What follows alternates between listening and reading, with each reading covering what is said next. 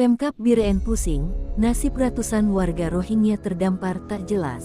249 Rohingya terdampar di Kabupaten Biren, Provinsi Aceh. Mereka tersebar di 3 desa, yakni Desa Samuti Rayek sebanyak 53 orang, Samuti Pantai 19 orang, dan Desa Lok Mambang sebanyak 125 orang. Sempat ditolak, keberadaan mereka untuk sementara diterima oleh masyarakat di sana. Mukim Gandapura Timur, Muhardi Mustafa, menyebutkan bahwa warga mengizinkan ratusan warga Rohingya itu ditampung sementara dengan alasan kemanusiaan.